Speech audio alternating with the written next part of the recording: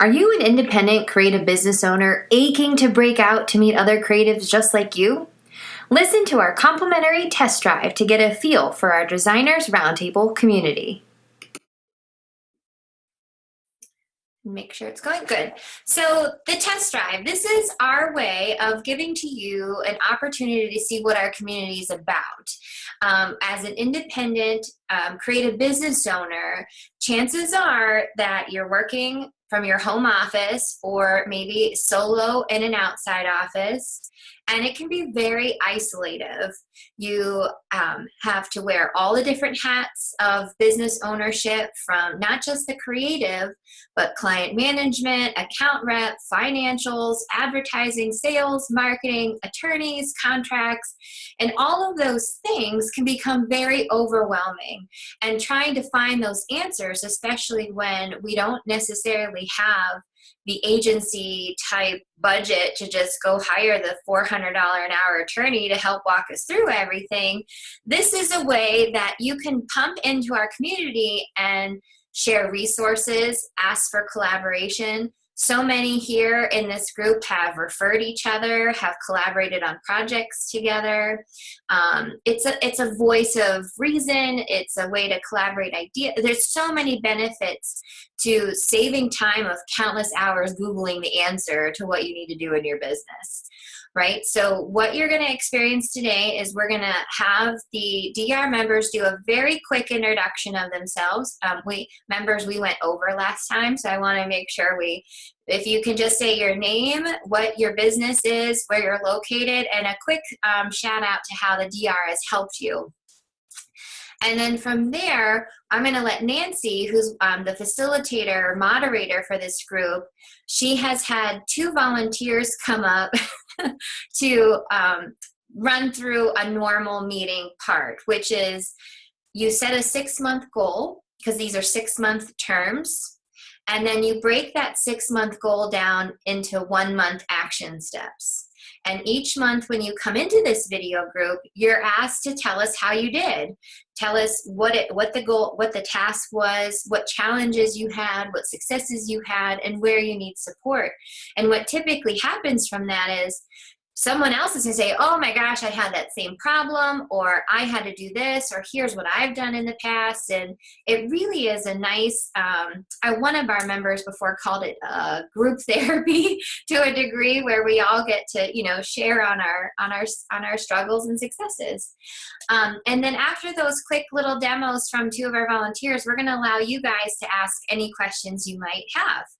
And then right after that, we'll ask you'll be done, and then the main group will rock on into their regular meeting. So is that good? Everybody ready? So DR members, I'm gonna hit the unmute all, or you can unmute yourselves. I'm gonna pick you all today. So I'm gonna start with our DR advisory board. We have 2 of the members in this group today, and these are the ladies that, no offense to Nick. Nick's one of our 2 guys in our community. These two of these 4 ladies really help me stay focused in keeping the DR moving, because one of the things I've always said from the very beginning is that this is for creatives by creatives. This group is made for you by you. I'm a creative independent owner myself, and I started it because I was sick of being in my 4th bedroom and not having anybody else to talk to about my business. Okay, so with that, Damien, you're unmuted. I'm going to ask you to go first and introduce yourself.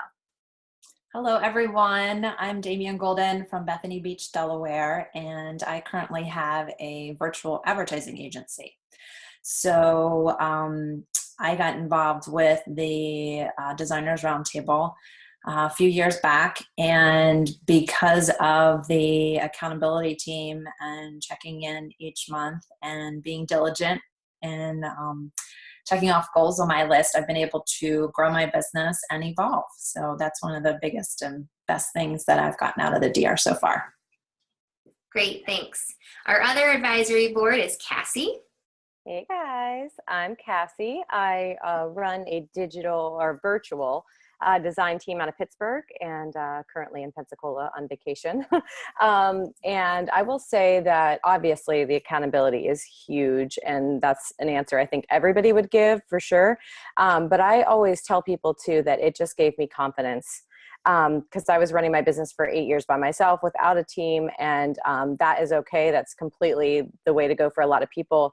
But I wanted to grow and I had no idea how to do it. And taking that first leap without having a team is scary. So, I feel like I have this group and community of people that I can ask questions, I can refer work to, I can, just have in my corner if I have, a problem or an issue. So confidence was the biggest thing for me. Thanks. So one of the things you'll see is that we have people like Nancy, who's been, and I'll let her give her background in a little bit, who's been solo for 31 years and she's a solo shop.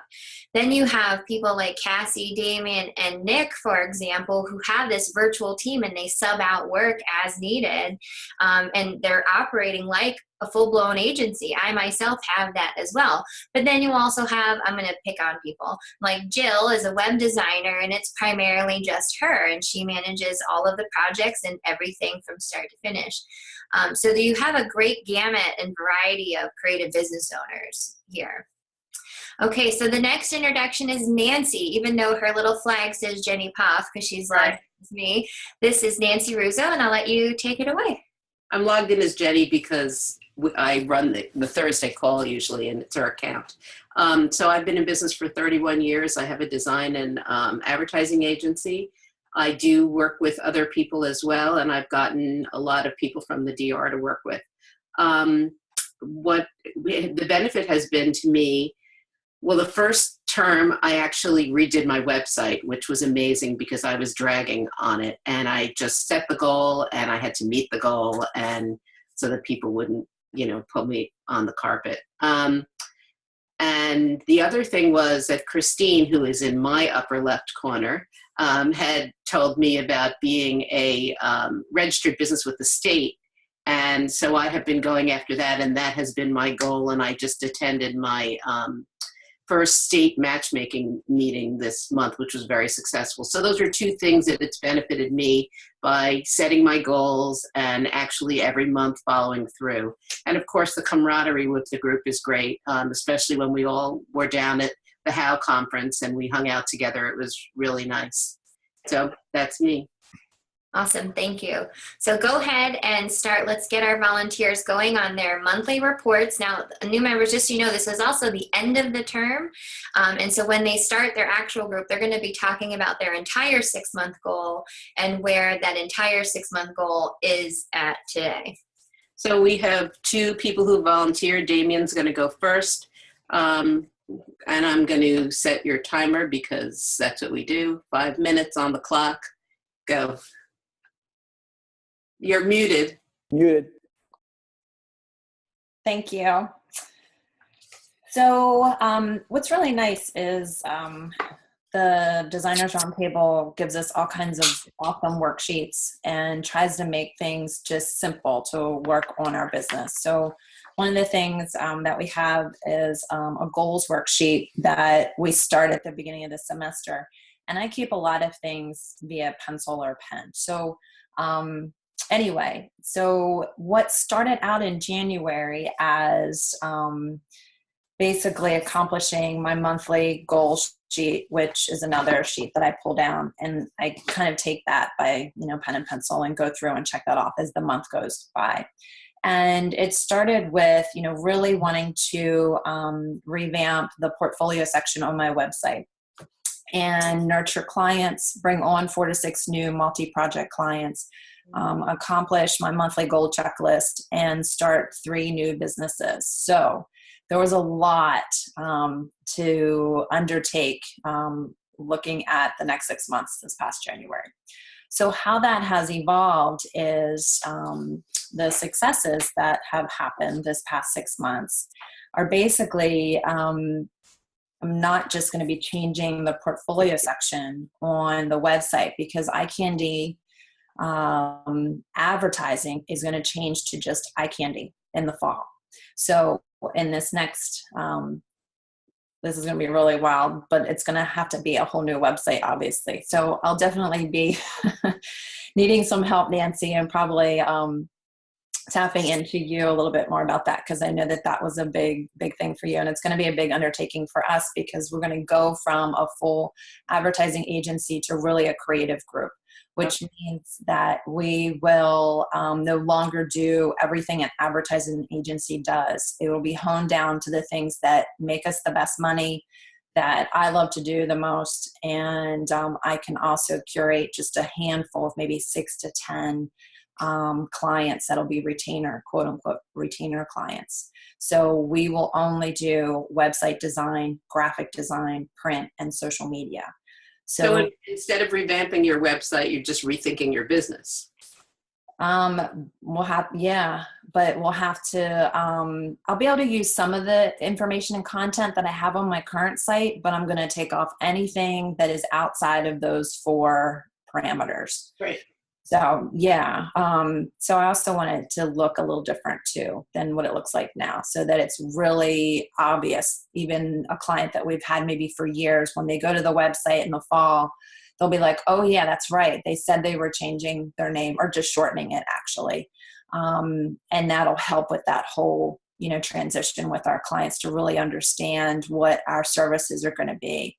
So that will also help us, because we started some new businesses this year, such as Java Smiles, which is a new creative endeavor by iCandy that is out. The website is live. The social media portals are live.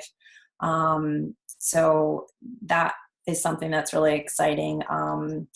We started our bed and breakfast kind of softly through interjecting it into Airbnb. So that's another business that has taken off this past 6 months. And then also my husband is going to be starting something new as well. So that's going to be transitioning at the end of this month. But anyway, I needed this space and time to put all that together. So this iCandy.com and iCandy shortening is going to be really good. So my challenge that always happens is time. So I'm just really buckling down more and more so that I can be very scheduled in what I do, and making sure that there is time for each one of those businesses that we have. So that's really exciting. I looked at the last year compared to this year, and we're on track for growth of about 15 to 18%. So I'm excited about that. Really in the portion of needing support, it's just like what I said earlier, undergoing a website, a new website is going to be pretty wild. So I'm excited for it, but I'm also just terrified. So that's the biggest thing that is going to be helpful from DR members. So I might be kind of reaching out for help here and there. That's basically it. Perfect, because their timer just went off. I had the sound off. I have a question for you. Yes. How do you feel that you raised your income by that much? Is it the new businesses or? No, that's just iCandy income. Right. So first of all, it's kind of like the shoemaker's kids or shoemaker's shoes or whatever. It's like you work on your business oftentimes last, and sometimes you don't even get to it. But I really feel like being a part of the DR group, I have to do it. Like there is no excuse. So the DR group has removed excuses for working on my business. So that's a big part of it. But yeah, definitely that all that growth is just with an income of iCandy. Great. Okay. Jill, do you need a reminder of your 6 month, or you got it?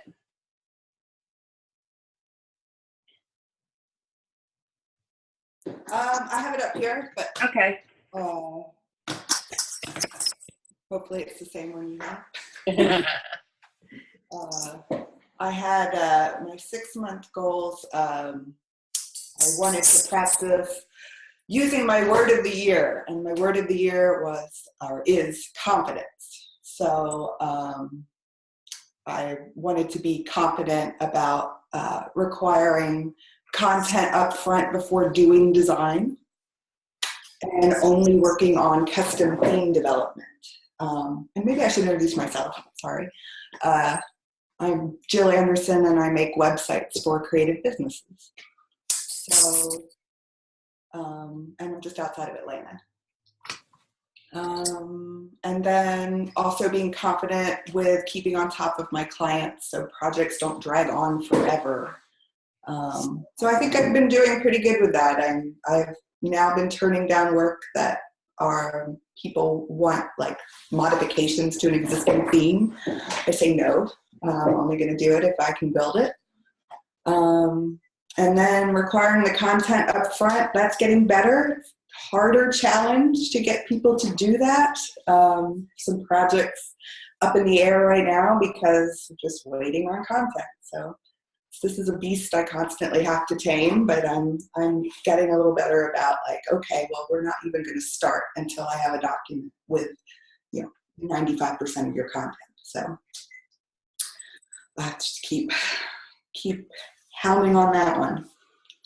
I also had increasing engagement on my blog and newsletter, and exploring opportunities for sharing my content. So I actually haven't done most of that. This 6 months, I think for a goal, that one's kind of lofty. Like I probably should do more manageable tasks with that. Like, okay, do these specific things. So it's something to look for that I'll probably do for next term. And then I had stay up to date on the latest and greatest web trends and technologies. So I've been I'm a big fan of Treehouse, which is an online learning program, and I've been doing some things on jQuery and page optimization. So that's been cool. And for the past month, successes. I was so excited to go to HOW and see a bunch of you. So that was really awesome. I got a new free report up on my website that I've been working on for a while, and it's called Get Your Website Done, 12 Actionable Steps for Designers. And anyone who wants to read something great, it's fantastic. You go to her site and read it. And just for an email address, you can have this free report. Right. And so challenges, I'm very busy. That's great. It's a good problem to have, but it kind of stresses me out. So I am implementing a waiting list. I'm not going to book any new projects until August, and I'm only going to do 3 a month. Jenny at the HOW conference, what did you say? You wanted a high demand with low availability. So I'm trying to put that into place. Or I am putting it into place, I should say. Like, I'm not going to take on anything new until August right now. So I can finish what I do have on my plate. And I'm also working on defining my process, which is another thing I got out of HOW, that, I have it all in my head, of course, what I do, but I don't have it written down. And I feel like I need that cemented thing to look at and really more so understand the value that I'm providing to my clients. So that's what I got. That's great. What do you think? What do you think the new trends are that you found are things that other people in this group could utilize, or try implementing on their sites? I would say anything you can do to have some interaction on your website, like where not just interaction, but where things are moving at different rates on the site, or beyond just a static, it just stays in place kind of website. Just having subtle changes in the way things flow can be nice. Okay. I'm also seeing a huge navigation on mobile, like it being like a full screen experience now, where instead of just like a small drop down. What else? Triangles are really popular. Yeah. Okay, great. Well, thank you. Oh, there goes your timer. Okay, so I'm going to turn it back to the real Jenny, and and you can then help through the people who are test driving. Yeah, that's great. Thank you. So, guess that's a typical scenario of what you'll see. And if you've been watching the chat area, I piped in there, time blocking. Let's save that for a hot topic. So usually what happens is once all the members are done giving their report, we'll chime into Nancy and say, "Ooh, here's one we got to talk about," or "Here's a thought that we'll save for later." And at the balance of the last hour of our monthly group, we have a roundtable discussion about trends and issues and challenges that we're all having. So time blocking is a huge one that came up in our other test drive too. How do you make time to work on your business versus in your business? That comes up quite a bit over the last 4.5 years of doing the DR, of treating yourself like a client. We hear that, we read the blogs and the podcasts and all that, but to actually implement it and do it is the hard part. And that's what this group helps everybody do. So we have about 3 minutes left, and I'd like to open it up to any questions from our guests and see if we can answer them, or if any of the DR members have any additional comments. And if you don't know how to unmute yourself, just either click right over your the microphone that's red, has the red X, and it should just say unmute audio.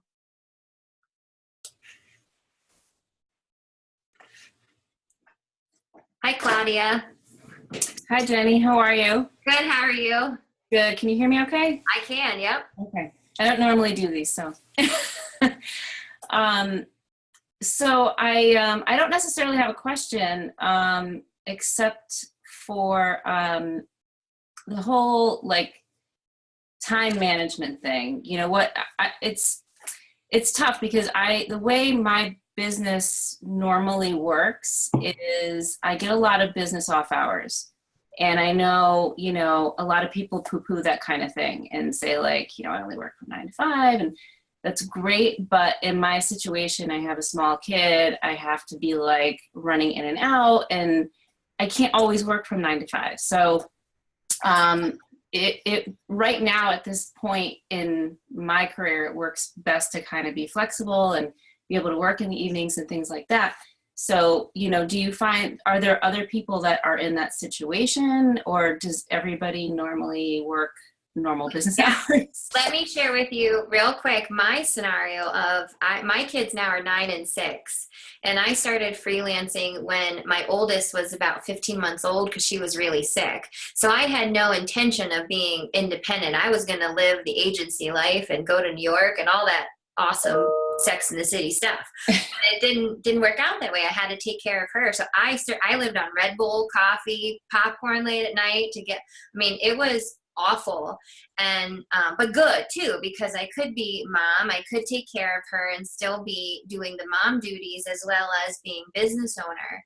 And it wasn't until just April of this year when my 5-year-old busted in my office naked saying she peed her pants when I was on a Skype call with a client that I was like, okay, I think they're old enough now, it's time. And so I made the choice to move out of the home office.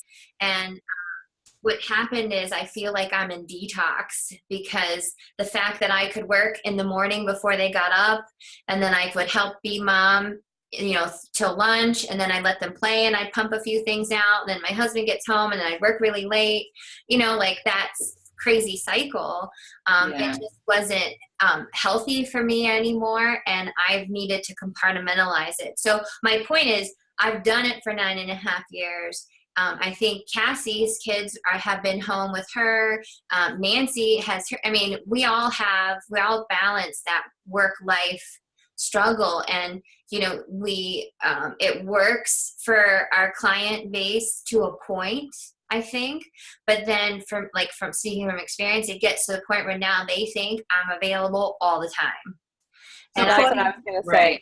Claudia, do your clients call you at all hours, or do you say my business is open from this to this, or do you just do the work during that time? I like to have a little bit of freedom throughout the day, because there are times where, I don't you know, if I'm working on something, let's say I'm working on a design for something, and, you know, my client doesn't need it till the end of the week, I'm not necessarily going to always be working during the day, because sometimes I'm going to have things I have to do during the day, and sometimes I'm going to need to work at night. Sometimes I'm going to be more productive at night because I'm not going to have the daily stuff going on, and I'll be able to sit there and really be able to do some conceptual stuff at night when nobody's bothering me. So I don't necessarily give my hours and say, like, you know, I only work, these are my business hours, 9 to 5. A lot of times I get requests just by email. No one's really calling me. And I have a couple of clients who are insane, and they work evenings and late hours. And so they expect their freelance crew to do the same. And, you know, as a freelancer, you have a choice. You know, you can take that work or you cannot take that work. And sometimes I take it, sometimes I don't. And so far it works well, but, you know, obviously this isn't going to be something I'm going to want to do all the time. I don't know if I answered the question there, but one of the things that I do is I actually do a lot of work at night. You know, I don't have kids at home anymore, and a lot of time my husband's traveling, and there's just so much TV, and, you know, how many times can I convince people to go to the movies? Or I like to play tennis in the middle of the day or the beginning of the day, and I'll miss real work hours. But what I do is I will do the work, but I schedule the emails to go out at 9 in the morning. So the clients don't necessarily know that I'm working at night, so they don't expect that of me. And that's just, you know, a good way of. That makes sense. I think that's the key, because I don't want to say that you have to put in the sweat equity, but I do. My story is very similar to Jenny. Same thing. You know, I worked all hours of the night. I put in my time. I had a daughter at home. But making that switch is really hard when your clients get used to being able to get a hold of you. So if you can hide that you're working, you know, use Gmail to send your emails out, you know, on a timer the next day, that kind of thing. You can still work at night. You can do whatever works for you, but I think it does help to kind of train your clients in that way. If you use Gmail for your email, there's something called Boomerang that you can add, and then it allows you to schedule, I think, 10 or 15 for free a month. And then each time it says you have none left, you can ask for one more, and you do that. You know, that way you just schedule everything. You can schedule just to say the next morning, or you can schedule an exact time you want it to go. And I think that the whole thing is to just not let the clients know that they're running your life. Right. You guys can see, like, this is, I don't mean to cut you off, but this is the kind of conversation that happens in our community. I mean, you could probably spend hours trying to Google, how do I better time manage my freelance business? And you don't have time for that. You got kids running around, you got work to do, you know, and this is a way just to vet out what other moms are doing or what other business owners are doing and find what's best for you. And then, you know, we always try to go in deeper of what kind of business do you want? Like, do you want to be the one that just does da-da-da-da, or do you want to be this? Da-da-da? You know, like, we just help kind of break that bubble that you get so saturated in from that isolation. So I hope that helped a little bit. It did. Thank you. Good. How about any of the other folks? You guys have questions about our community? Don't be shy. I was racking my brain trying to think of some questions, and I couldn't really come up with any. And I think it's because I had a chance to talk to at least 4 of you at HOW. So it's just really nice to kind of see how this works, and having had those conversations with you. So it's nice to have a chance to test drive it. Glad to see you on here, Kara. That was actually really cool. Also, the fact that we went to HOW, and what were there, 10 of us? Yeah. It was just fun because you knew people there besides, you know, 1 or 2 people. You actually knew a group of people, and it almost made you feel slightly important. That's true. I mean, a lot of the DR people have now met in person, but the first time we met in person, it wasn't a stranger, like, because we've been in this video environment for so long. It just felt like we were connecting with old friends again. So yeah, it's a friendship, it's a family, but it's also focusing on you and your business. Yeah, and we pretty much say anything in here, which is nice. Yeah. Oh, that's a good point. So this is, once we're in the actual group, Yes, it is recorded, but it's a very safe, filter-free zone. So we've had in the past, some people say, well, I don't, I want to talk about this client scenario, but I don't want my client to know about it. And that's why we keep the recording in our private members only website. So only DR members can see it. That keeps you and your business safe. And that's why we have the private DR Facebook community, so we can really vet out, especially when we're bitching about our pain in the ass clients, which we don't have to do. Yeah. Can I add one more thing? Oh, sorry, Damien. Also, Jenny, don't you pull those down? You just have like the most recent month. So all the ones before that you pull off of there. So I pull off, yeah. Yeah. That's all. If I can be overly dramatic for a second, I want to, I do not have a horrible marriage. Let me preface by saying this, but I always say DR saved my marriage because I do not come to work anymore. I do not even I talk about work in a creative sense, and I have my husband look over proposals and things like that, but I don't constantly stress and bitch about work anymore at home, which is like a huge lifesaver. Well, and my husband has not one creative bone in his body. So when I try to talk to him, or entrepreneurial bone in his body. So when I'm like, what do you think about this? And I'm all excited. And he's like, yeah, it's great. And then I'll come to the group and they're like, no, what about that? What about that? And I'm like, oh, Jim, you suck. Well, this is a group that actually listens to you, because I know when I speak to my husband, I'll then quiz him on what I just said, and he has no clue. Yeah, that's for sure. Okay, so we're going to wrap this up. If you have any other questions, feel free to email me.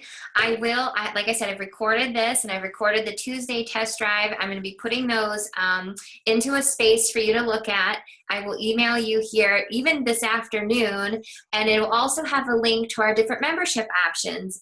This is the end of the term, but the July term will start.